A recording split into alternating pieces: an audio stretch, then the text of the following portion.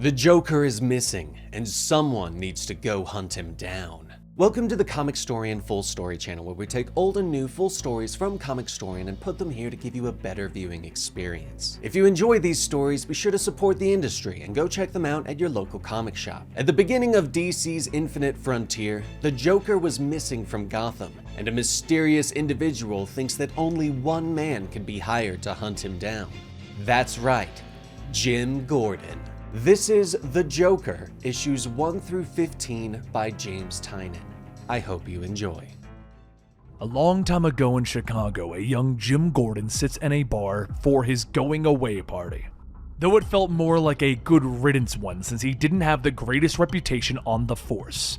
He'd gotten 5 boys in blue demoted for taking bribes. So his reward was a promotion and a transfer to hell. Let Gotham deal with Jim, they said. Maybe those boys will set him straight. But that wasn't the strangest part of the whole ordeal. It actually came from another office. Danny Ryan. Danny was a heavy-set cop, always wheezing when he spoke, and he asked Jim if he'd ever seen his boogeyman yet. Jim brushed it off, telling him that he'd seen some rough things already, here and in the war. Except that wasn't what Danny was referring to. He went on to state that there comes a time in every cop's life where they come face to face with a horror that they can't get rid of. An evil that every time they close their eyes, they see it as vividly as the day that they came across it. For him, he saw the devil eating the face of a 17-year-old girl. When he saw him, he held up a piece of meat and he asked if he wanted to share. But after drawing his gun, the man threw a knife into his leg and escaped, laughing down the alleyway. Never caught him, though. Spent every damned night trying to find that psycho, and now every time he closes his eyes, he sees that man there, holding out a piece of meat. There's the law, and then there's evil, and when you see evil, you aim for the head. Jim took his leave after that, trying to process just what in the hell he was told. It took a few years for what Danny said to make sense, because these days he sees the damned devil every time he closes his eyes. Eventually, A-Day came, or at least that's what people are calling it. Nearly 500 patients, healthcare workers, and security guards killed in the deadliest gas attack in the history of the United States. It was the death of Arkham Asylum. Reports state that the gas bomb went off at midnight, and most of the deaths happened in the first 5 minutes before any alarm went off. It was an altered version of the classic Joker toxin formula. Victims smiled, but they didn't laugh, so no one could hear it spreading from room to room. They say Batman beat the police to the scene and helped disperse the toxin from the air. But Mayor Nakano directed his men to arrest Batman in lieu of there being anyone else to arrest. Unsuccessfully, mind you. Jeremiah Arkham, Jonathan Crane, Bane, countless others all dead. Reports showed that there was footage of the Joker leaving the asylum during his attack on the city last fall. The running theory now is that the Joker planted these GAD bombs before he left Gotham, setting them to go off months later. He was supposed to be retired, not chasing after some madman once again. But lately, he looks out to see the evil men with his eyes open, and then the laughter when he closes them. Everywhere he looks, all he can see is the Joker's face. What he did to Barbara nearly broke Jim, but she lived and learned to thrive. It's knowing that he played a hand in tipping his son over the line one last time that James had a hard path. He struggled with a deep and powerful evil inside of him. He struggled so that he could stay a part of the Gordon family. But in the end, the Joker knew that he could use James, Jim Gordon's son, as a weapon against him. And so he did. Jim lost his boy, and when he closes his eyes, the devil is laughing at him. However, after seeing James's grave, Jim was approached by a woman and a rather large man. She said that she would like to speak with him regarding the Joker. Taking note of the large man, Jim opens the door, stating, "Yeah, that sounds about right." Later, the woman would bring Jim to a fancy estate, telling him that her name was Cressida. She explains that her sources have recently given her photographs that the Joker was in Belize weeks after his attack on Gotham. Jim asked why would she be showing him all of this and not the police, and Cressida said that the people that she represents thinks that the Joker has reigned terror on Gotham far too long. Rather than wait for his next attack, they'd like to see him taken off the board. They thought that Jim would be the perfect man to hunt him down. He has the most experience with hunting the Joker more than anyone else. He's been tortured in body and soul by this man. The Joker has nearly killed one of his children and instigated the death of another. They can't imagine how much Jim must hate the Joker. Should he accept this, he would be given a bank card with no spending limit for the duration of this mission. Upon completion, they'll deposit $25 million into his personal bank account. Jim asks, "You want to pay me that much money just to capture the man and bring him home?" Cressida says that he misunderstands. If they wanted to put a bounty on the Joker, they'd just coordinate with the authorities. They want him to kill the Joker. Jim asks why would they think that he would agree to this, and Cressida answers him by asking a question. "Do you believe in evil, Jim?" To which he answers yes. Yes, he does. Cressida then says that she understands that this request may be a lot to process, so he has until the end of the week to decide whether to go or not. Just know that he is out there and know that he is planning something. A-Day wasn't the end of the Joker's story, it was only the beginning. In Belize, at that exact moment, Joker reads the Gotham Gazette headline, "Joker's Last Laugh. Arkham Asylum destroyed," and he bursts out laughing. "Oh, this is about to get very interesting, isn't it?" Jim Gordon was presented with a deal. Kill the Joker. Have unlimited funds, get a massive paycheck at the ending, but kill the Joker. With all the cards on the table, Jim begins to think back to when things were different. He can remember sitting at the dining room table after their move in the small Gotham apartment trying to chart it all out. How much would it be to send a young Barbara to college? How much would it be for the second child that they knew was on the way? Maybe he could stay on the job enough to rack up a title like captain or something respectable. He would try and keep calm through it all, make sure his voice stayed reassuring, tell his wife that he could support her, their daughter and son through the thick and the thin. But sometimes at the kitchen table, he had been weak. He had been thinking about the card that he had up his sleeve if it became necessary. His new partner at the time, Flash, made it clear that he knew of a way to earn a little extra money, and all it took was bending the law. Normally, he would never consider it, but in that moment, he had been staring at a lifetime of bills and debt. Was it really wrong to bend his ethics just a little? Even if it meant supporting his family? If he had been picked up for a few jobs like that, he'd have been able to afford a nice place outside of the city in time for Babs to go to school. But as he sat outside on the fire escape, feeling the cool night air, he knew he couldn't do it. He wasn't that man, not for all the money in the world. And now, as Jim sits on the fire escape once again, he looks at Batman, telling him that it took him long enough. Batman looks at the makeshift bat signal, telling him, "It's not your most effective signal." Jim tells him, well, he's been here for an hour freezing off his rump. Come inside, they need to talk about the Joker. So Jim laid it all out. Told him about the woman in the limousine, her strange silent chauffeur, the pictures of the Joker in Belize, the money, all of it. But what he doesn't tell Batman is that they want him to kill the Joker, or that he's considering going through with it. Sure, Batman could probably talk him out of it, but when he tries to think of his son's voice, all he can do is hear the Joker laughing. Jim tells himself that he doesn't need to make a decision until he needs to, and he can keep that card up his sleeve, and Batman tells him that if they want to do this, he'd go himself. But the massacre in Arkham Asylum ripped up all the wounds of the Joker War. They've all been torn open. The city is more raw and dangerous than it's been in years, Jim. I'd pursue the Joker myself, but leaving Gotham, it's not an option. And knowing someone I trust is on the mission will help me sleep at night. But you didn't bring me here for my approval. Jim pours himself a cup of coffee. No, I brought you here because I could use some help. First off, I don't like not knowing who is hiring me. I'm going to need to find out more about anyone with the daughter named Cressida. Second, there's plenty of information that I could get from a few phone calls, but those phone calls will bring a lot of attention. Now, I'd rather not have that attention, so I'll need my own intelligence. Batman asks if he wants access to the Bat computer, and Jim says that they can put the parental controls on if they want, but yes. I need access to all of Joker's contacts, former gang members at large, international villains that he's ever aligned himself with, everything from the day that Joker set foot in Gotham. Batman scratches his chin. We might be able to work something out, but we'll need to figure out the best way. Jim stops him. I'm not done. I need to be able to reach you. Batman stops. You want my phone number? And Jim tells him, damn right. Batman says that he can give him everything, but there is something needed in exchange. When they do find the Joker, call. Don't go in alone. He will come and make sure that the Joker's apprehended safely and brought back to Gotham. Jim says that that makes sense to him, and Batman says that there is more. He'll have a chaperone. Oracle, are you listening? Oracle says yes. She'd just like to put it on record that this is a stupid idea and Commissioner Gordon is going to get himself killed. She would also like to point out that he didn't promise that they could bring the Joker back. He said it made sense. Batman turns back to Jim, and Jim can already feel the weight of their eyes. He also realizes that now it's time to come clean, that he has been hired to kill the Joker, or come clean with a card that he's kept up his sleeve for years. He sips his coffee.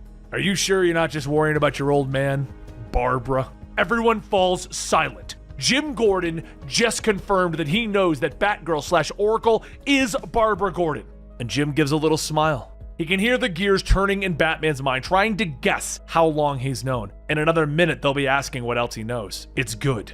They're distracted. But there's no distracting Barbara. She tells Jim to meet her at the clock tower now and disconnects.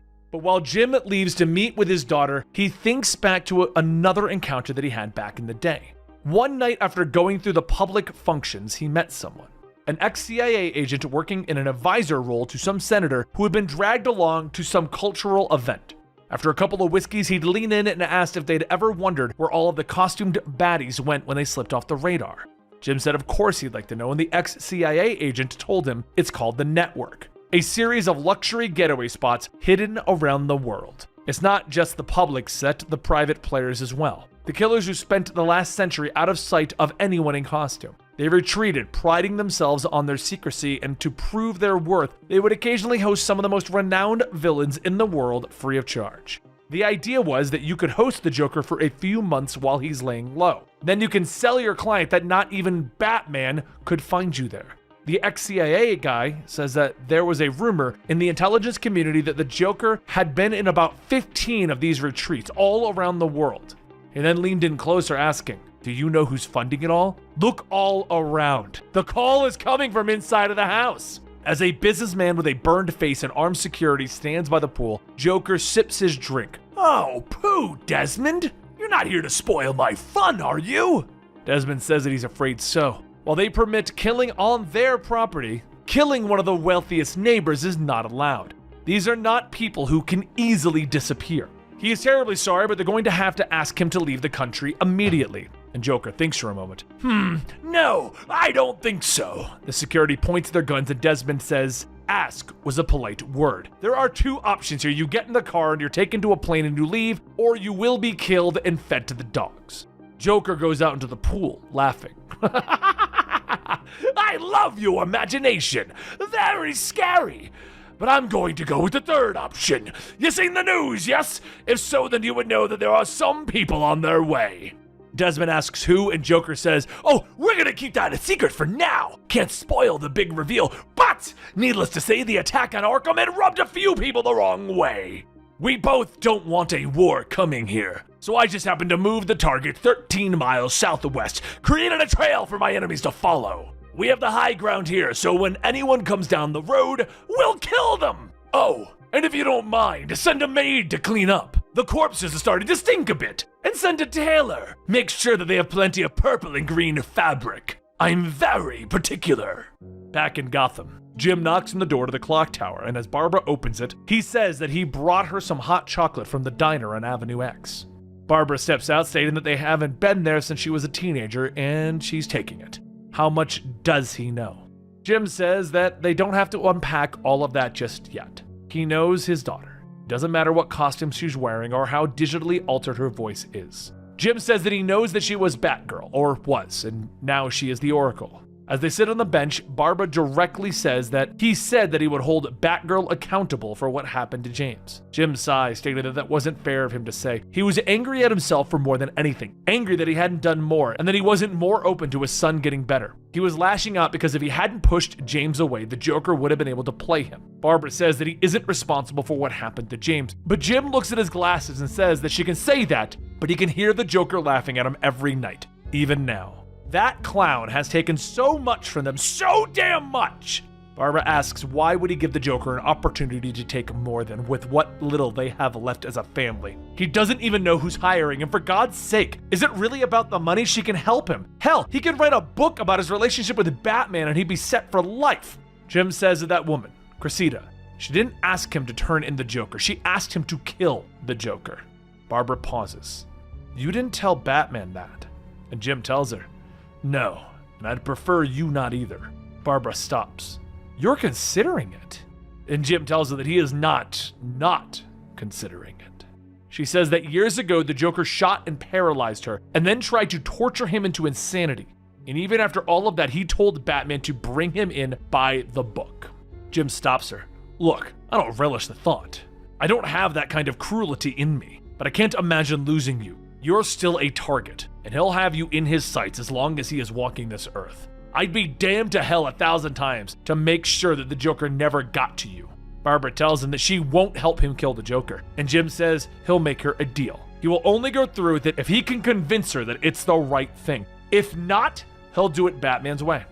But while Jim is making his case to his daughter, there are other players making their move. In Texas, a group of cannibals gather while a vengeful brother swears that they'll cook and eat the Joker for killing their brother in the Arkham attack. And Santa Prisca, a woman that has been injected with venom, has taken out her test tube with only one enemy in mind: the Joker. And Cressida tells the council that she believes that Mr. Gordon will be on a flight tomorrow morning, and the council tells her that she has done good work. Her family name may finally be cleared off of their ledgers. In the meantime, she may retake her family's seat on the council as they look to solve the city's clown problem once and for all. Cressida reaches town, picking up a mask, putting it on, stating that it's time to finally teach the Joker to beware of the Court of the Owls. Jim can remember it like it was yesterday, that night at the amusement mile. He felt the collar digging into his neck, the cold night air on his naked body, the smell of sweat coming off the circus sideshow act, drugged up into a frenzy, dragging him towards his throne. He remembers the panic rising as he grappled with what was happening around him, and he asked, delirious, what he was doing there, and the voice of the devil responded. Doing? The Joker asked. You're doing what any sane man in your appalling circumstances would do. You're going mad. For a few moments, Jim believed him. It was hard not to. That's the trick to the Joker. It always feels as if he knows what you're thinking and that he can say the words before they come to your mind. And when you start to break, that's when the laughter takes hold of him. The sound of it destroying the very self-satisfaction and cruelty of it all. After going over these memories, the next morning came and Jim headed to the airport where he met with Cressida. She tells him that she is glad that he could make it. Jim says that he wishes that he could say the same to her. This is all a bit unnerving, if he's being entirely honest. Cressida smiles and says that she has the utmost confidence in him and his abilities. They have gathered intel on the ground in Belize, and there are a number of off-the-book resorts in that region, and they suggest he should begin there. Her man will fly him to the landing strip where the Joker landed, and from there he'll fly commercially. Also, here's your bank card with an unlimited amount of money as promised. You can withdraw any of it, charge anything. Jim takes the black credit card and asks, what if I took out $25 million and treated myself to a nice vacation? Cressida smiles. I don't know. What would you do? But you're a good man. We trust that you'll do the job that you're being hired to do. Though, you can treat yourself a little. So get comfortable. Get new clothes. Whatever makes you comfortable, Mr. Gordon. The flight will be about 5 hours and then the hunt can begin. A bon voyage and happy hunting. As Jim gets onto the plane, he begins to prepare himself more mentally than anything. Barbara gets to work on finding out more information on Cressida with the help of Orphan trailing close behind. However, it isn't only Jim who is on the hunt for the Joker. Other organizations are making their way to Belize around the same time, some a bit noisier in their approach, while others quietly sail the seas. As Jim lands, he tries to put all of the pieces that he has in place, thinking of what it is exactly that he's dealing with. Joker is in one of these resorts. He has an audience that has invited him in. It's just a matter of finding out who those missing people are. So Jim does what he did on the streets, talk to anyone and everyone. It doesn't take too long to find out that there are several places here that people just, well, don't talk about. After giving them a few drinks, they became a little more comfortable with Jim. There were rumors about one place in particular up in the mountains near the Guatemalan border, a private resort that they don't dare name. So much of the job is just people. Most of the time, if you know what you're doing, you can get all the information you need without anyone realizing what you're after. Like for instance, you might hear about a missing businessman with a house up in the mountains near where this resort nobody will talk about is supposedly at, and how the local authorities just keep quiet when they're asked about it. There's a million possible answers as to why this might be the case, but sometimes you just have to follow those gut feelings and see where they take you. So Jim will follow a few more dead ends, and then he'll find a place where the Joker was a month ago and start piecing together where they're going next. And as Jim pulls up to one of the resorts, he knocks on the door with a voice asking, Quinnes? Jim says that he's sorry, but his Spanish isn't strong. He was hoping to ask a few questions. He's looking for an old friend of his. Just then the door flies open, and the man he's hunting for, the man he doesn't want to see, answers. "Jimbo! Is that really you?" Jim freezes, and once he gets his bearings, he grabs his gun and he points it at the Joker, just as several armed men point their guns at him. Joker tells everyone, "Put your guns away! This is an old pal of mine from Gotham City! Oh, the fun we used to have!" As the smile begins to stretch across the Joker's face, he leans his forehead into the barrel of Jim's gun. "This is one of those crapper get off the pot moments, Jim." After a few moments of contemplating, Jim pulls back, holding his hands up, and the Joker laughs. "See? We're all friends here." "Oh, Jimmy boy, you showed up just in time. This sort of thing is all too grisly without an audience you know and love." Jim asks, "What the hell are you talking about?" And Joker throws his arm around him. "See, I'm not too sure if you're aware of this, but a few weeks ago, somebody gassed Arkham Asylum and blew half the place up." Jim says that they all know that the Joker did it, and Joker's face quickly turns to one of disgust. "That's the darndest thing, Jim! Jimmy boy, I didn't do it. Someone just wanted you to think I did, and now everyone is coming here to try and kill me. But they're just in time for the fun. These people took out their men in the trees and are coming up the hill now. Keep that gun drawn, Jimbo. You're gonna need it, 'cause I need you to protect me." In your adult life, you don't really stop to think about why you do the things that you do. You lie to yourself and you say that you're going out of principle, not out of habit. You tell yourself that you'd keep doing it just the same if you pause long enough to consider. You get very good at lying to yourself the older that you get. And Jim has always been a better liar than he wanted to be. It's easy to put himself in the shoes of a hypothetical good man, the man that he wished to be, and to say the things that the man would say. But it was easy because he thought that he was that good man, trying to do some good in a bad world.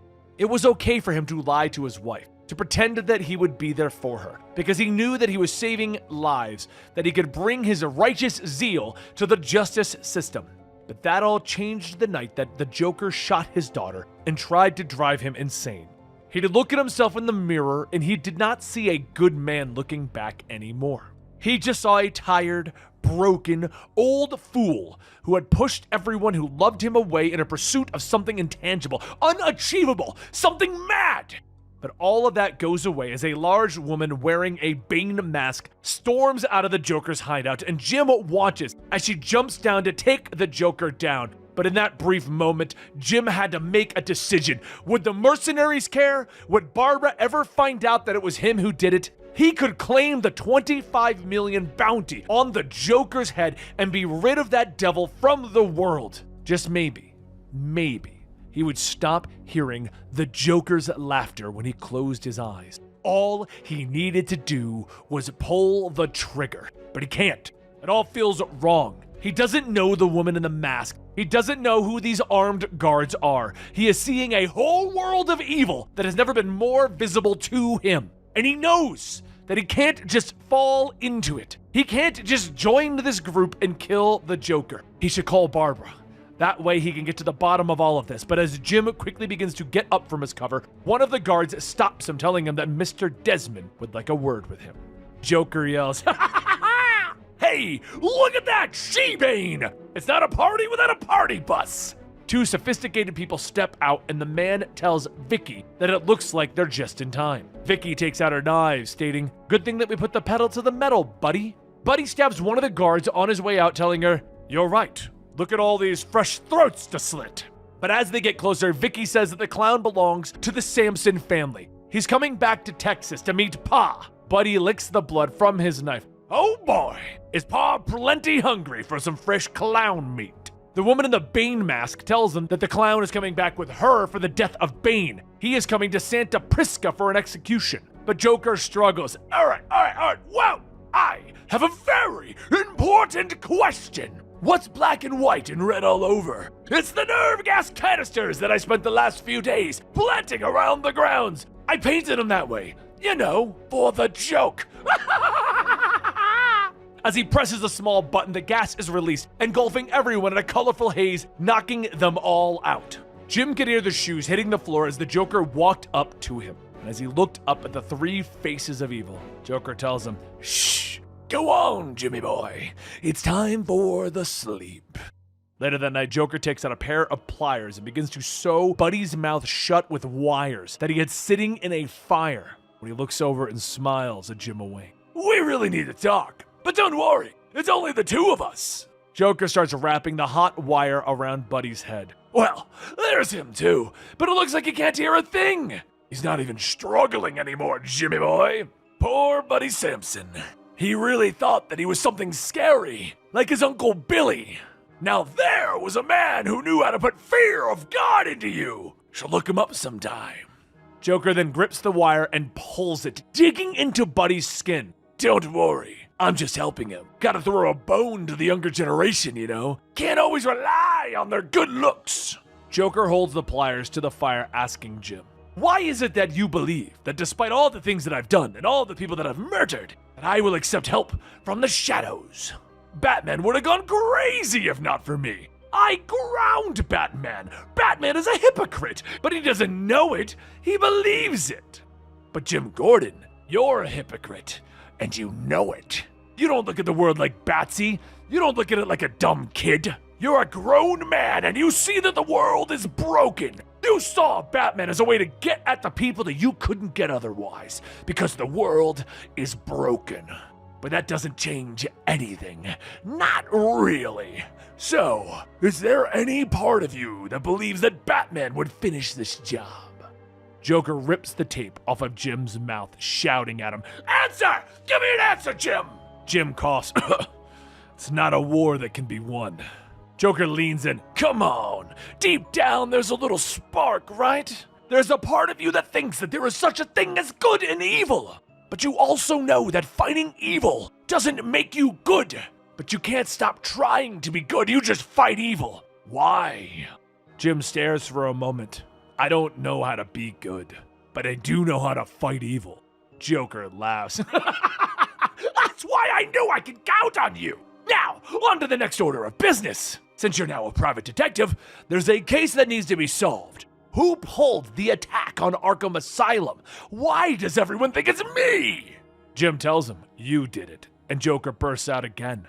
"Really? When have I ever pulled a job like that and not left a message? Anything that would have given me credit? Why would I use gas more likely to kill people in their sleep than hear the laughter growing from cell to cell? Don't you think that I have 100 more interesting ways to kill Arkham Asylum? There were plans for Bane, Gotham, Batman. Everyone was going to hate them. These were all things being cooked up before my war. But some people got wind of it and it scared the crap out of them, Jimmy boy. Scared them enough that they were willing to kill almost 500 people just to send the right people my way to kill me. Those people are being used. Like you.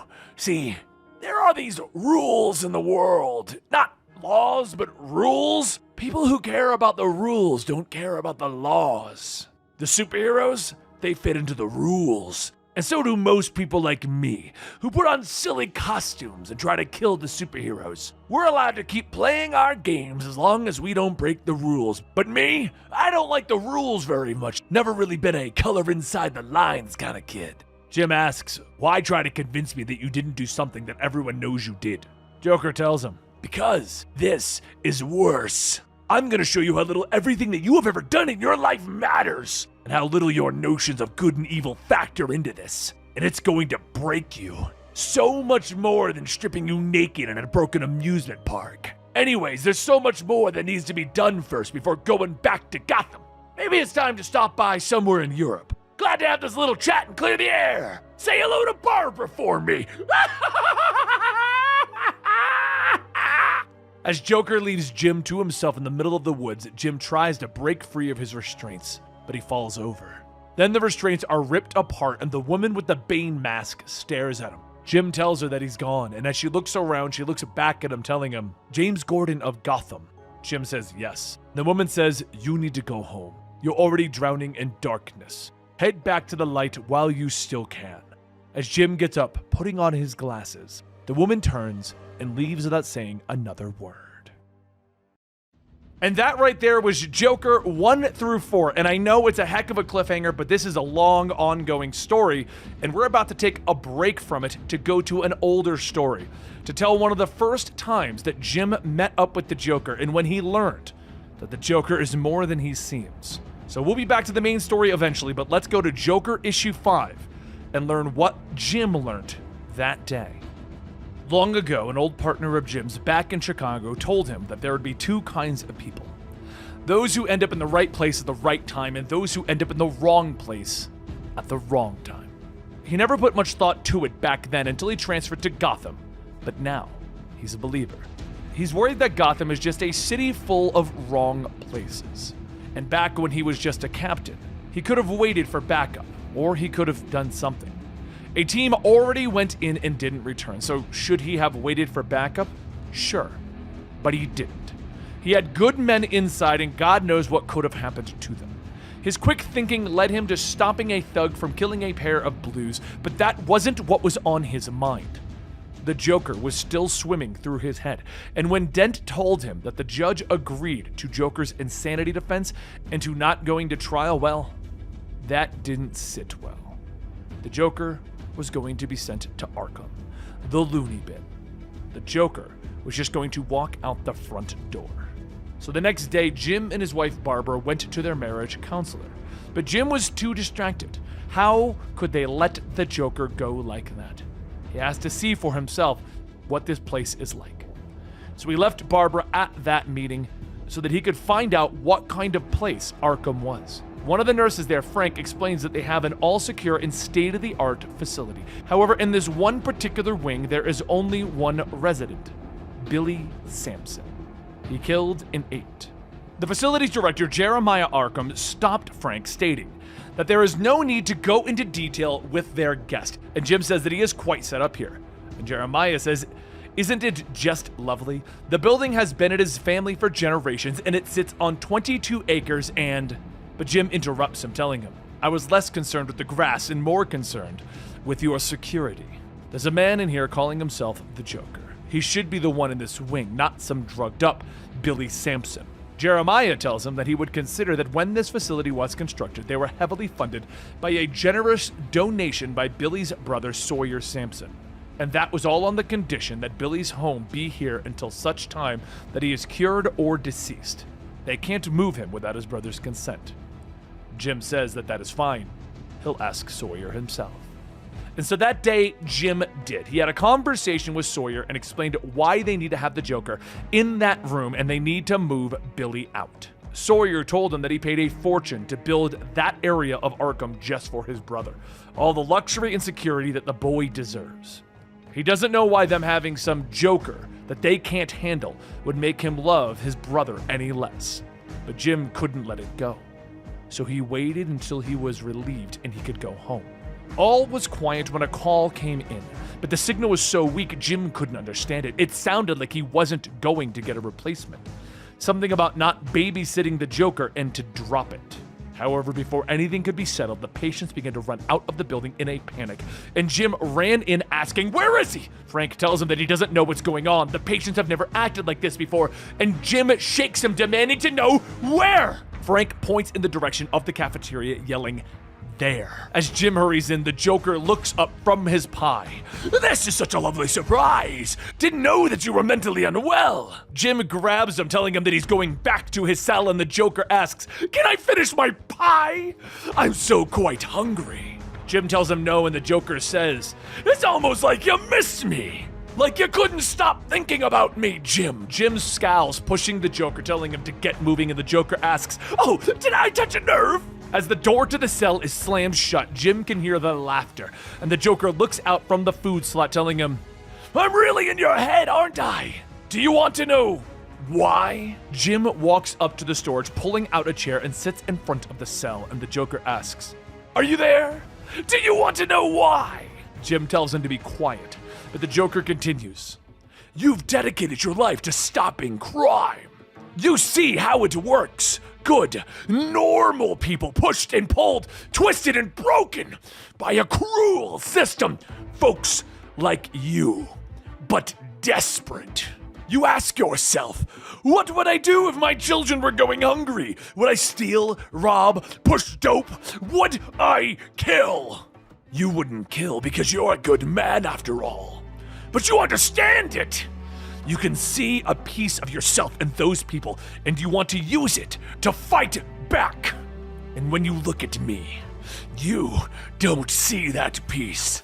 You don't see anything that looks like you. At first you took comfort in that, but not anymore. You saw me and you thought, he's a freak. He's an anomaly. But you'll come back for another look because you're not sure anymore. Something is coming out of this city. Something bad. Because if you're watching people like me, then who's watching people like Falcone or Jim Jams? Jim jumps up, remembering a stakeout that they had, and he tells one of the janitors to watch the Joker as he runs to his patrol car. He yells over the radio that if anyone can hear him, but he hears static, and he says that he's held up at Arkham. Hopefully, the big meeting wasn't tonight, and when Jim comes back in, he sees the janitor has left to go to the bathroom. So Jim hurries to the cafeteria with his gun drawn, and the Joker finishes getting himself another slice of pie. Do you want any?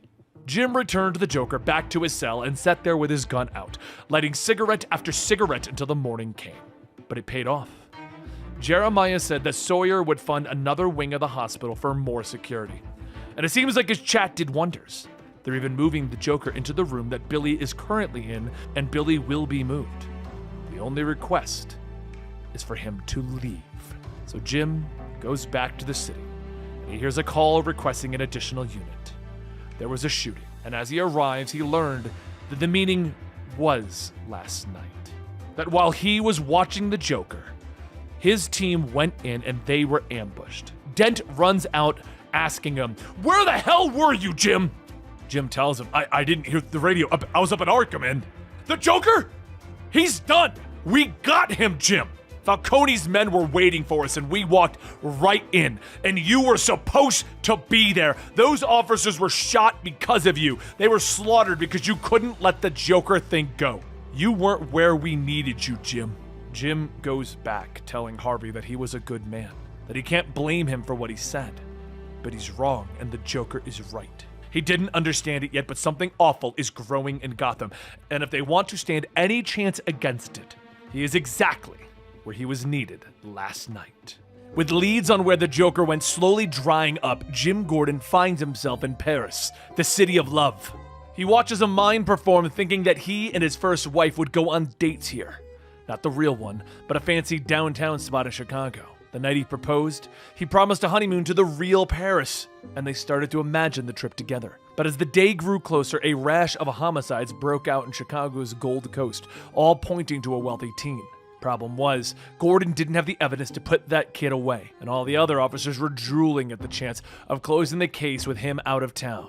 So instead of going on that trip, Gordon canceled the trip to Paris. He broke his wife's heart.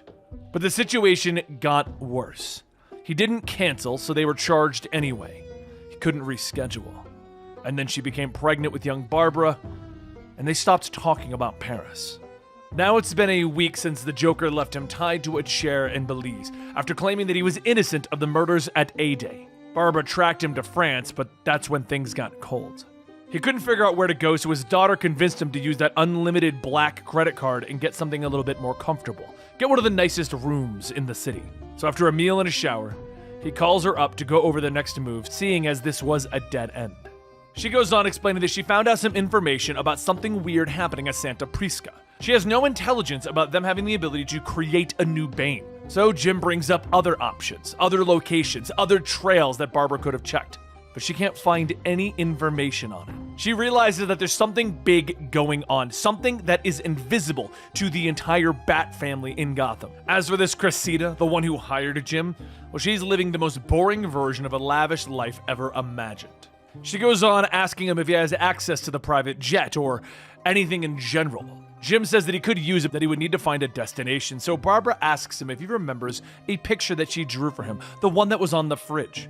Obviously, Jim is confused. He had many pictures on the fridge, but she tells him the one with the big pair of eyes. After they hang up, Jim realizes that She was using a code phrase. She was informing him that she thinks that someone is watching him, which is funny, because he was having the same feeling since arriving to France. After getting dressed, he heads to a payphone. It's there that he calls Harvey Bullock back in Gotham, his old second-in-command, his right-hand man. He informs Harvey that he's going to need some information, and that he has an unlimited budget to pay Harvey. There's a trail in Gotham, and he needs someone off of the books to handle it. Harvey argues with him about the price, goes back and forth that he's a little bit busy, but in the end, Harvey always trusts Jim, and Harvey agrees to work with him and figure this out. But as he's closing out this conversation, Jim looks over his shoulder to see a group of police officers surrounding him. They draw their guns and they tell him to step away from the phone in French, and Jim says, "I don't speak any French. American! American!" At that moment, an older woman with black hair and a white streak running through it lights a cigarette, stating that she'd wagered that they all speak better English than him. Jim asks her if she minds telling him why they sent the French Foreign Legion down after him, and the woman exhales and tells him that it's probably the fact that his fingerprints are all over a murder scene. Jim pauses. "How many bodies?" "4. At a private laboratory in Montmartre." Jim sighs. "The damn clown." And the woman says, "Yes, the clown. I thought that might be the case. But these officers, they are, how do you say, very literal men. So how about you come with me?"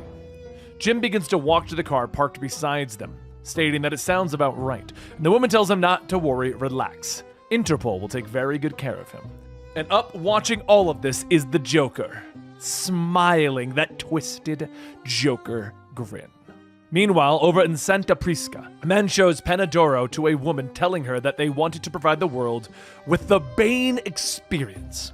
They start with his childhood, born into a political descent, and is sentenced to life in prison at birth. He then defeats the prison and goes into the world to fight the Batman. He and his people believe that this could be a major tourist destination for Americans fascinated with costumed villains, but too frightened to go to Gotham City. He and his investors would like to partner with someone who might help them convince others of the legitimacy of what they're looking to build. The woman looks back at him and tells him, "I would like to meet these investors, to massage any fears of my firm."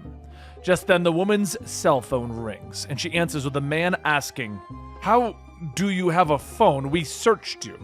The armed guards quickly open fire, with her stating, "Thanks for blowing my cover." And Barbara asks, "What is going on? Are those gunshots?" The woman says that she is in Santa Prisca. Send her whatever it is and she'll try to dig something up. Also tell Batman that she's still not satisfied. She is still very, very angry. Soon the woman runs into a dead end and then yells that this was very stupid. He doesn't know why anyone would be so foolish to do something like this. The woman glares back, "Yeah, you certainly don't. Your cash cow murdered my father, and I won't be turning you into a horrid mascot for tourists in t-shirts." The man shouts, "Who do you think you are?" And as a small gun springs out of her sleeve, she fires 2 shots, telling him, "My name is Pennyworth, Julia Pennyworth." But back in France, Jim looks all over the table at all of the evidence against him, laughing to himself that he knows this game. He used to do it himself. The photographs are interesting, though. Whatever was in the lab wasn't a Joker toxin, so what was it? Why did Joker come here in the first place? At that moment, the door opens and the woman from before walks in, stating that she was sorry for keeping him waiting. Jim tells her, "You've been on the other side of the glass for the better part of an hour. I know the trick. You put all this stuff in front of me thinking that I'd crack. However, at this point, you've checked into who I was, and you don't actually think I did it. So tell me about this. What are my fingerprints on?" She pauses and then tells him, "A knife. One that eviscerated 3 scientists, the injuries matching up to a number of Joker attacks, according to the case files. What is so strange about this lab? There's something there you haven't said." The woman lights a cigarette, asking if he's ever heard of the organization called The Network. Jim says once in passing. All he knows is that it's where the villains sometimes get free vacations paid for by a cabal of villains that keeps itself hidden from the superheroes, and that the Joker has taken them up on a number of occasions. Now, what did they do in this lab? She tells him that they cloned human tissue illegally. She believes that it's a service offered by the network, and if they can replicate dental molds in human tissue, they can fool law enforcement into believing someone is dead when they're not. So what does the Joker want with cloned human tissue? She tells him that's the question she's been asking herself. And then she invites him to a drink as she introduces herself as Isabella Hollows. Meanwhile, back at the clock tower, Barbara continues to monitor Cressida with Spoiler coming in to check in on things. Barbara tells Spoiler to go get some rest. This person hasn't been very interesting in the past few days. But Spoil is the one that notices something odd. She asks, why is Cressida dressed up? You don't get fancied up for nothing, and why is she staring at the camera? At that moment, a Talon assassin lunges at them.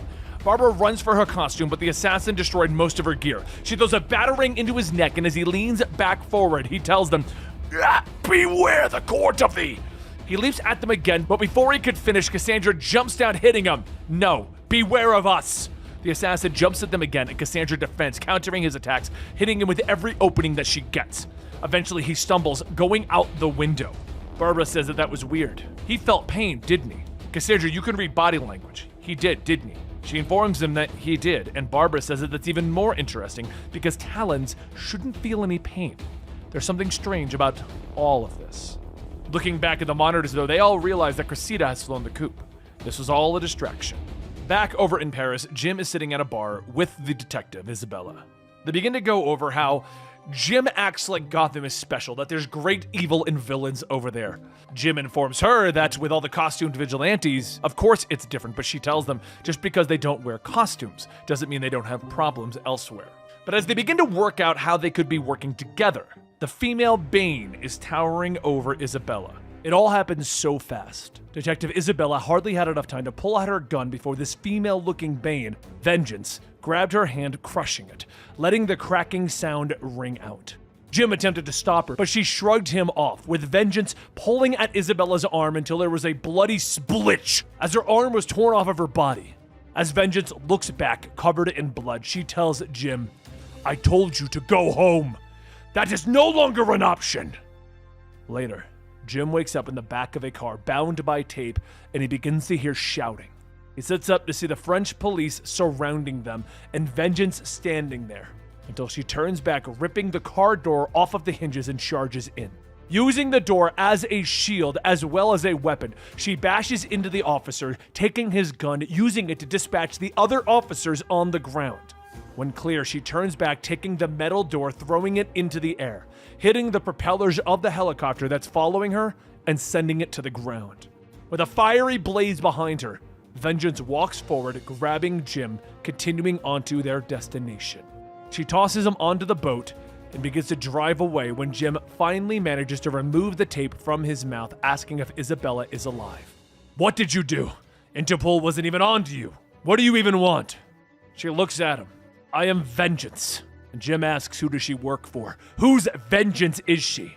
Vengeance pauses for a moment to steer and then looks back. "That is what I'm trying to decide.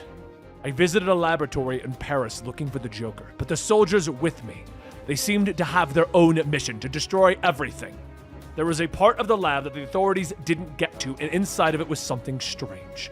DNA samples of the most notable costumed heroes and villains, and the sample for Batman had been taken. But then there was more. A file left behind by the Joker. The file read Bane Mark II Vengeance. It seemed the Bane project had gone all too well. He hated his enemies so much that he never realized that hate was planted there. He was too clever, too charismatic, and he could not be controlled. But the leaders of Santa Prisca valued the symbol of Bane and what he represented to their island, the way other nations feared them. So they made a deal with the men in the laboratory to build a new Bane, one that they believed they would be able to control, one addicted to venom from birth. I was never meant to question who I am or why I did what I do. I was never given a story of my own. I was taken out of a tube and fully formed with hatred planted in my mind, and I would unleash this hatred against my target." Vengeance then leans down, tearing the tape off, and Jim says, "That's a lot. That would make sense why your superiors wanted to destroy the building, but what did you do?" She says that she did what she had to and stopped the soldiers. Jim asks, what is she planning to do with him? Obviously not kill him or he would be dead. So what does she want with him? Vengeance tells him that she wants his passion. He's an old man. He lived a long life and he has done good in this world, or at least tried to do good. And like her, he's here to hunt the Joker. Her hate is what gives her strength. It gives her creativity. It gives her purpose. But she did not come about it honestly. She does not want to kill the clown for the generals who made her. She does not want to be put back into a tube and made into a weapon. She does not want to be their vengeance. She wants to be his vengeance. She wants to know why he hates the Joker. To be told why a good man has come to the other side of the world to stalk him and kill him. There was doubt in his face back in Belize. He knows he can't pull the trigger, no matter how much he wanted to.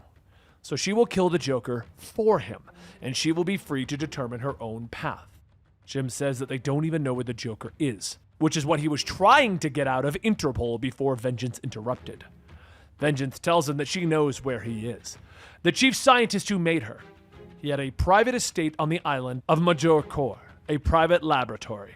He was not among the dead, so the clown must have taken him to achieve whatever it is that he is looking for, and we will find him there, and death will find him. So the next morning, Vengeance takes Jim to Majorcor, and during their drive, Jim explains everything. How the Joker shot Barbara, how he tried to make Jim insane, how he tried to make his second wife choose death. Jim tells her about all of the times that the Joker messed with his life and the tragedy that came out of each of those.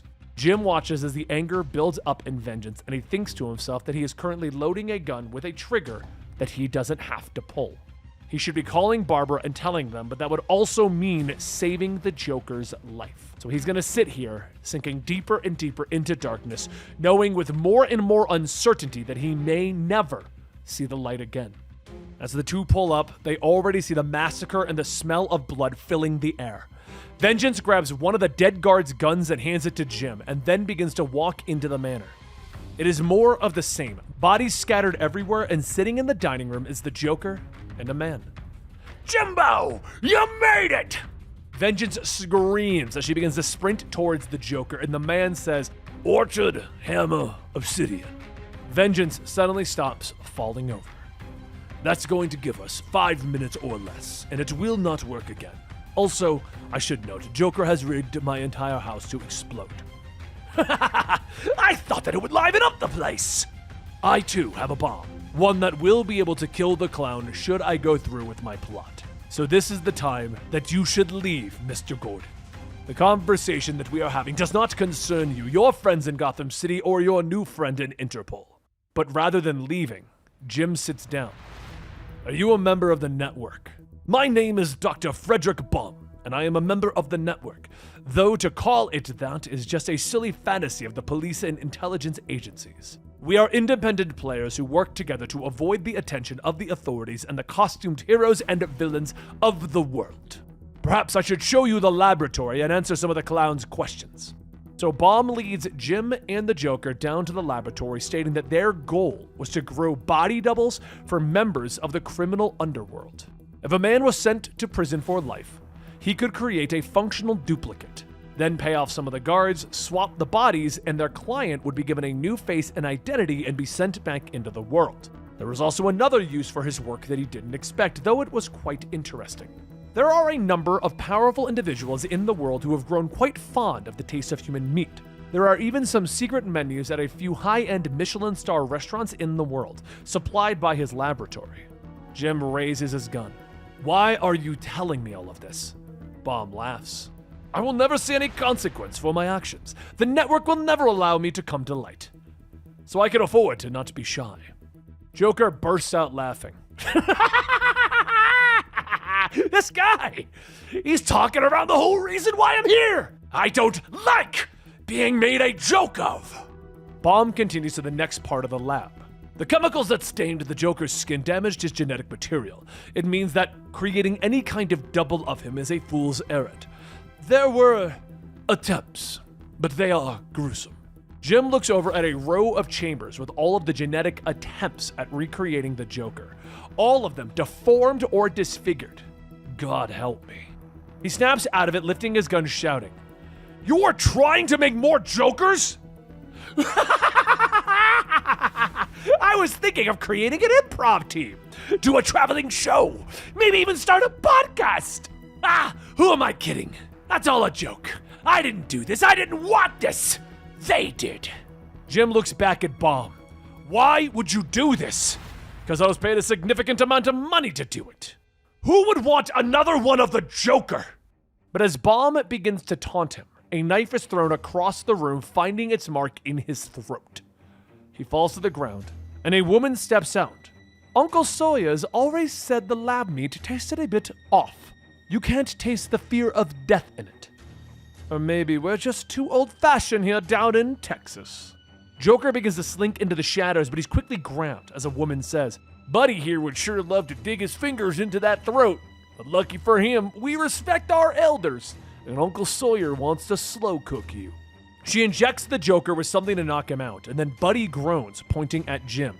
And the other woman says, Right, the cop. Before Jim could even react, a knife is thrown into his chest. He falls to the ground, watching the Sampsons leave, and after nearly passing out, he hears a thundering voice shouting, Where is he? Where did he go?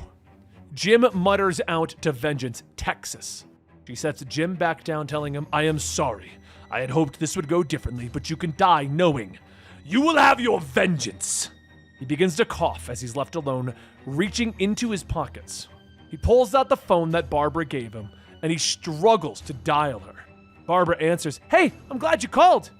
I just ran a blood test and things are bigger than we imagined. And I don't even know what's at the heart of all of it. We just recently got attacked by a brand new Talon, and after doing some scans, the DNA is showing up for a match for James Gordon Jr. Your son, my brother. That can't be right. Right? Dad? Are you there? Can you hear me? But the phone has hit the ground as the blood is pooling around James Gordon. Days pass.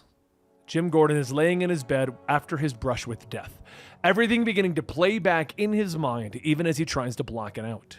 He can hear the laughter of the Joker. He can see the island, the lab, and Vengeance. He can remember her anger, her promise to kill the Joker, and the killers who carried the Joker away. The pain subsides as he begins to move, because he needs to move. There isn't any time left. He shoots up out of bed, finding himself in a familiar place, back home in Gotham. He asks how, as Barbara walks in, sitting down telling him that she has a few friends in high places, but he's still lucky to be alive. I am not giving up on this, Barbara. We have to get to Texas. The Sampsons have the Joker, and Vengeance is heading straight for them. They're going to try to cook the Joker, and Vengeance is going to cause a bloodbath. Barbara tells him that she has it covered. Put it as far out of his mind as possible. It's all done. She goes on explaining that these people have targeted their family, and it only feels right that their family sees it through. She'll tell Batman when it's all resolved. But as she speaks, Jim notices something and tells her that there's something she isn't telling him. She brushes it off. You nearly died, Dad. That's what changed. Once I contact Cressida, I'll let her know that you're down for the count, and I'll be the one picking up things from here. I'll let them take me to Texas. Jim tells her he doesn't like it. And Julia says that she'll be tailing them from a private plane, and if anything goes wrong, she'll be able to extract Barbara in time. So the next morning, Barbara goes to meet Jim's benefactor at the airport. But while he's still recovering, he goes back to trying to piece everything together. Joker claimed that he wasn't the one behind A-Day, and that all of this is too deliberate to have not had a driving hand. Somebody wanted to draw Vengeance out of the shadows of the network. Somebody wanted to aggravate a family of serial killers who cannibalize people, and they wanted them to overplay their hands. Somebody wanted him to bear witness to all of this insanity, knowing his ties to Gotham. Who benefits from all of this? Jim asks himself. And after a few quiet moments, it hits him. He knows who's behind everything. He grabs his phone, calling up Harvey, telling him that he needs to meet him. Look up a private airfield and get to it. He's coming to pick him up. Harvey asks where they're going, and Jim says right into the hearts of the horror show. Something that has been staring him right in the face from the start, and he thinks he just started to look it back in the eye. Before leaving, he stops by a tailor who's able to weave body armor into his clothing without bulking up. He also uses Cressida's credit card for that. Next is to pick up some surveillance tech, also put it on her card. And finally, one private jet and pilot to stay on call, also on Cressida's card. And over in Hooper County, the real Joker finds himself in a bit of predicament. A helicopter touches down at a grassy field, and the Joker is dragged out by the Sampsons and brought into a lone house. Sawyer Sampson steps out, pulling the bag off of the Joker's head. And I thought everything was bigger in Texas, but you're just a little old man, aren't ya? Sawyer slashes across the Joker's face. Silence. As he licks the blade, Sawyer tells him that he didn't come here to listen to his nonsense. He came here for the first taste. But while Jim sets his plan into motion, Barbara is standing in Jim's place for now, looking out the window of the plane, stating that it's really beautiful. Cressida asks, "Really? I always found this part of the country unbearable. Fields of brown nothing, though perhaps I'm just spoiled." Barbara says that she guesses, but Cressida tells her that she can pretend better than that. She's been doing well the whole flight. Barbara looks at her inquisitively. "What do you mean?" Cressida tells her, "You're a smart woman. You should hide your contempt better. Did you like watching me all of those days? From your silly little clock tower? Did it make you feel powerful? It's kind of thrilling to have someone's eyes watching me in those intimate moments." Barbara reaches for her watch, but Cressida asks, "Oh, are you hitting the panic button? Your friend's plane is directly behind us now. My associate took control minutes after she took off. She's alive. For now." Barbara looks at her. "Why does the Court of the Owls want Joker dead?" Cressida says, "Because she told them to." Barbara stands up. "Why did you take my brother?" But Cressida's bodyguard grabs her, and Cressida laughs. "You should have stayed far, far away from this." Barbara is knocked out, and Cressida asks if he's ready. And the bodyguard tells her, "Yes, I am." Meanwhile, over on Jim's plane, he lays out everything to Harvey about his run-ins with the Joker, the island, the lab, vengeance, and Harvey sits back in the chair asking, "Why are you roped into all of this? Please say you have a plan, Jim." Jim says that he does, and Harvey asks, "What? An old man is going to walk into a compound of billionaire serial killers to save the life of an evil clown?" And Jim looks at him, "Something like that." "You could come up with a better plan than that. When you were commissioner, I never really thought that we were gonna die." But Jim looks back. "You can come out now." And Harvey's confused. "Who are you talking to?" Jim explains that the person in the shadows was left by Barbara to keep an eye on him. And he knows that they're listening. He's going to need their help right now, or none of them are going to survive when they land. Orphan steps out from behind the shadows in the plane. "Okay." Jim asks her if there's anyone else. "You didn't bring the purple one." Orphan tells him, "No, just me." Harvey stands up asking, "What is she gonna do? She's a quarter of my size. There's no way that she can." But Orphan grabs him by the shoulder, spinning him around, slamming him to the ground. "Good. When did you lose contact with Julia?" Jim asks, and Orphan tells him, 3 hours ago. Jim then takes out his phone, telling Cressida that he believes that he has her daughter and friend in custody. He's going to be landing at an airfield just outside of Hooper County in 1 hour. It's time they all met up together. Cressida tells him that she is sorry, but his daughter should have stayed out of this. They no longer require his services. "Oh, I think you'll find that you do," Jim tells her. "I know who's behind everything and who was behind A-Day. Tell him that I know why he's done all of this, but I don't know what he's after." Cressida pauses and then responds. 1 hour. Jim lands on the airfield where Cressida has Barbara and Julia tied up. She looks back at her bodyguard, asking if he's certain about all of this, and the man tells her to be quiet. As Jim steps out, he lights his pipe, stating that this is how it's going to go down. "Harvey's going to take my daughter and her friend and fly them back to Gotham." Cressida tells him that he's overplaying his hand.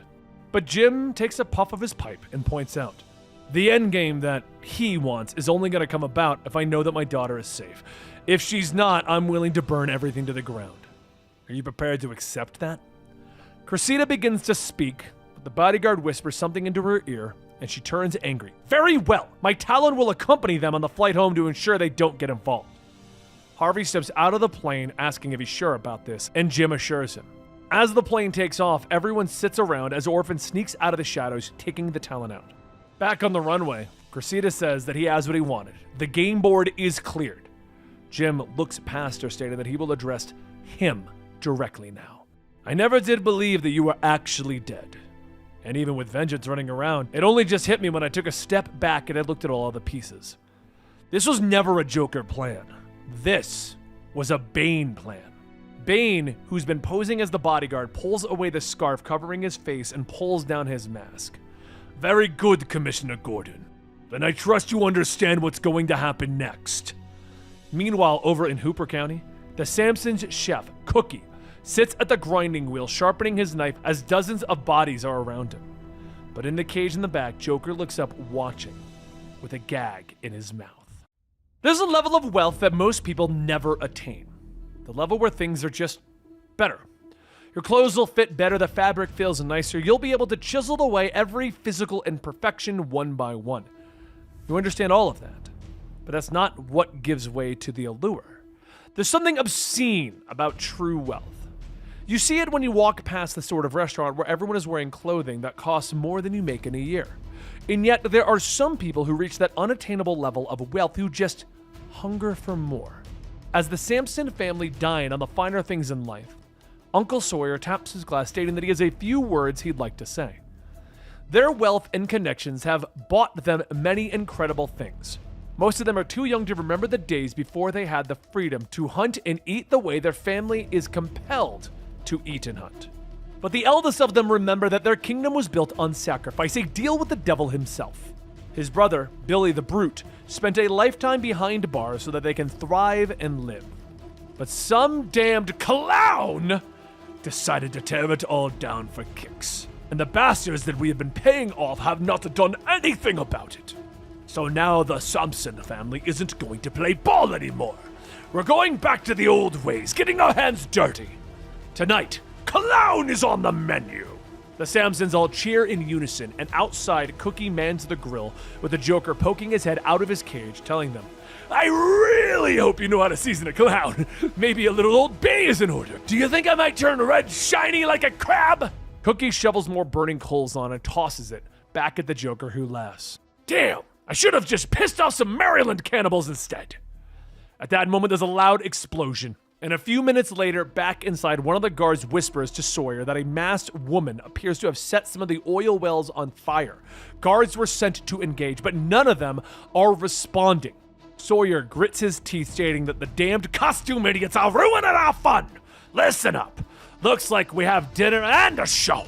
Get yourself something sharp and get ready. We got company. As the Sampsons all begin to step outside, Vengeance walks up to the house and Sawyer says, I don't know who the hell you are. Some plant by the network to clean up, no doubt. We have this scrawny little clown out back for our main course, but look at you. Just imagine how those legs are chow up on the grill. Buddy, why don't you show her what a Sampson man is made of? Buddy growls as he begins to charge forward, but as he gets ready to swing his knife, Vengeance uppercuts his head clean off his shoulders. Everyone stares in sheer shock, and they all jump on Vengeance, trying to take her out. But her fists make short work of most of the Sampson family. Sawyer watches us. Hell with this! Ricky, get on your feet! We won't be having the whole family get slaughtered today. Vicky cries out, holding Buddy's head, asking what about him. And Sawyer tells her to bring the damn head if she wants. You can keep it on your mantle for all I care. We need to get into the safe room. Once we're locked up, I'll call the network and get this whole thing sorted. With no one else to challenge her, Vengeance walks around to the house to see Cookie already laid out over the grill and the cage next to him open. Joker walks out from the other side, buttoning up a shirt. You know, I told Cookie that he was the better cook, but you know what they say? Better to show than tell. Here, you can have a taste too. Joker throws a plate of human flesh at Vengeance, who smacks it away, and Joker begins to sprint. Except Vengeance reaches out one arm, grabbing the collar of his shirt. She begins to punch. I was programmed to kill you, programmed to hate you with every fiber of my body. And even though I have broken free of my programmers, I must kill you to be free. Joker begins to laugh. You were made enough fat and turned into a weapon. So what? We got flying aliens and robots from the future running around these days. You're nothing special. She punches again and the Joker goes on. You're just a knockoff. You know that if you kill me, they're not even gonna know that it was you. It'll be, oh, isn't it wild that this random chick punched the Joker to death in Texas? The Joker laughs through the punching as Vengeance raises her fist one final time. But someone grabs it. No. She looks back and Bane tells her, hello, daughter. It's time that we spoke. Vengeance stares for a moment. You're dead! And Bane looks at her. No, daughter. I am alive. Vengeance rolls her shoulder to free herself. Why are you standing in my way? The clown needs to die! But before her fist could end the Joker's life, Bane grabs it, throwing her to the ground. I told you no! Oh, this is great! But I may have already ruined enough family reunions today. Joker turns to leave, but sees Jim pulling out a gun. You're not going anywhere. Vengeance yells at her father. I won't let you take this away from me! But Bane grabs her by the face with his massive hand. You have a child's understanding of strength. It makes you weak! He punches her down. Your fury makes you mindless. It blinds you to what you can do. Think, free your mind. I have no idea what is going on, but I am loving it! Jimbo, you want to put some money on it? Let's see which Bane makes it out of here alive! I've already made my bet. Oh, you have, huh? You made some kind of murky, horrible deal, didn't you? Something that you're never going to be able to live with. Ha! I told you, Jim! I told you that I was gonna win! Shut up and get a move on, Joker. Jim pushes Joker into the house. Joker tells him, You've gotten so serious! I love it! Jim asks for the location of the Sawyers, and Cressida tells him that they're in the safe room. And Joker puts it all together. Wow! Teaming up with Bane and the Court of the Owls. Is the Riddler here too? Two-Face? That weird old guy in a green cape? Condiment King? Jim takes his gun, bashing it into the Joker's skull. I told you to shut up! Joker begins to rub his head. Ow! But what is her deal? I understand everyone else, but why does this woman want to kill me? Cressida explains that she doesn't care about the Joker at all. She finds him distasteful, and that's about it. Years ago, her father was the Grand Master of the Court of the Owls. When he was overthrown, he tried to get that power back once and partnered up with Bane to do it. Bane failed. She spent years of her life in hiding, terrified of the Court of the Owls, the global network of criminal organizations protecting them, keeping them hidden. She dreamed of tearing that network down, but she knew that she couldn't do it alone. She needed to force someone's hand to act. While her father had a run of the court, he paid close attention to the network's new cloning projects. He thought it might be a valuable resource for creating new talents. But the generals of Santa Prisca, they bid higher. They wanted it more. They tried to control Bane through mental conditioning, but he was too strong for them. And now they wanted him dead, and a new Bane to control. Thus, Project Vengeance was born. She had dangerous secret information about how the world worked, but she needed a plan to draw them out of the shadows. She knew who had the mind to concoct such a plan. But Bane's plan needed a scapegoat, and he had a grudge that he was nursing. One that would let her get the Court of the Owls to buy in. Joker was the perfect chaos agent, the one who would bring all of the sins of the network to the surface. She wants the court to fall. She wants the network to fall, and Bane wants his blood out of his captor's hands. Joker looks over his shoulder. Okay, what about you, Jimbo? What do you want? Jim tells him that it's taken him a while to figure that out, but if he's honest, it all keeps coming back to a night in an old cop bar in Chicago. One of his old buddies told him that if he were ever in a situation with a truly evil man, that he should not think twice. That when he saw evil, he should aim for the head. And that is where we're going to leave that for a moment. Because it's time to pass forward into the future. Because what happened at the end of this? How did it all resolve? Well, that's a question that even Batman has. Because later, as he got home to Gotham, Jim opens the door to his apartment. He doesn't bother with the lights, but instead grabs a bottle of whiskey and 2 glasses and has a seat at the table. He pours both glasses and says, You can come out now. You don't need to play it that way. Just come out and we can have a conversation. Batman steps out of the shadows. No, this isn't a conversation. I need you to answer one thing and one thing only. Where is the Joker? What did you do, Jim? Jim doesn't answer, and Batman asks again, Where is the Joker? And Jim tells him, I don't know. Did you kill him? Instead of answering the question, Jim looks at him. You know, back at the beginning of this case, that is exactly what I was hired to do. I didn't say anything about it because I wasn't sure I was going to go through with it. And I wasn't sure I wanted you to stop me. I really considered it too. Had the opportunity several times, directly and indirectly. What happened in Texas, Jim? Jim looks at him. Do you know the criminal organization, The Network? I've heard rumors. Brushed up against the edges of my own work. Jim tells him. Today their organization is about to start to fall apart in their own hands. Batman glares. What did you do? Jim picks up his glass. I'm gonna tell you a story. It's a long and strange one, but I'll try to sum it up. The important parts that you need to know about are, In Majacora, there was a man who worked for the network. A real mad scientist, Batman. A cloner. He was trying to create a new generation of costumed villains that this organization could control to keep prying eyes away from what they did in the network. The network also spent decades luring the most dangerous criminals to these little resort spas where they could stay off the radar of heroes and authorities. They also collected DNA from the villains, which was how vengeance was created. However, I wouldn't have found out about any of this without a young woman named Cressida Clark. She's the one who sought to expose the network. She wanted to tear down the organization that had cast out her father and destroyed her life. Through her father, she knew of the existence of vengeance, and with that, she allied herself with Bane. Together, they devised a plan that threatened to lay out the larger shape of the network for the authorities. They needed a scapegoat, though, to allow them to act freely, so they framed the Joker, who they knew was using the network resorts since the events of the Joker War. They then came to me, needing someone that they thought could piece together the larger mystery and drag the network into the spotlight. I was given money to deliver the Joker's head on a platter, but as I started to get involved, I saw that there was so much more to this. In Belize, the Joker was angry about something. He was also being used by the network and that a target had been placed on his head. But before Jim could continue, he looks at his empty glass. Hey, how about we go to the roof? I always felt like I was a bit more honest up there, Batman. Batman nods. Lead the way. As they go out, Jim lights his pipe and continues the story. You see, at some point, the Joker had figured out the network had taken his DNA and that they were going to use it. They were going to create Jokers that they could control and weaponize. So he burned down the lab that I found in Paris and went after the man behind the program in Majacora.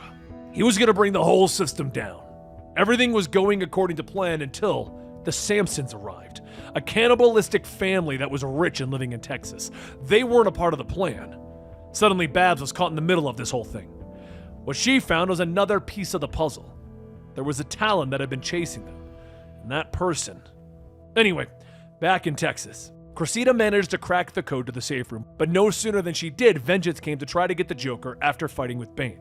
The problem with entering a safe room in Texas is that normally it's lined with guns.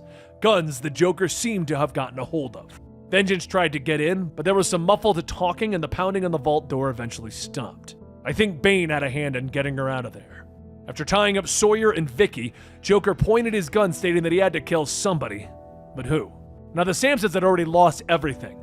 Joker felt it would be more fun to watch them on the news. But I knew one thing already. If the Joker was going to kill me, he would have done it a long time ago. I called him out on that bluff, and I was right. So he shot Cressida. Joker left, and Cressida asked me to bring it all down. That was her dying wish. So I promised her that I would. Afterwards, Sawyer and what was left of the Sampsons got rounded up. Bane and Vengeance most likely took their fight to Santa Prisca. And Joker, well, Joker's Joker. He's back in the wild. For so long, the Joker has been my devil. So long that I may have lost sight of all the other devils out there. I picked my shot and I took it. And it meant letting the Joker live another day. I'm pretty sure I'm going to regret that. But I can live with my choice. Just make sure to not let that damn cloud stay free for too long, Batman. Batman looks at Jim. I won't. And Jim tells him thank you. After that, Jim made his way down, letting his mind drift to the Joker. He wonders where he is out there. But as his mind drifts further off to other things, which is probably healthier, Jim slept soundly. Because he doesn't hear that laughter anymore. He no longer dreams of the Joker. And that was The Joker by James Tynion. What do you guys think about today's story? Let us know in the comments down below. And as always, like and subscribe if you enjoyed the video and want more. I'm Dan with Comicstorian, and we will see you next time. Rest in peace, Benny.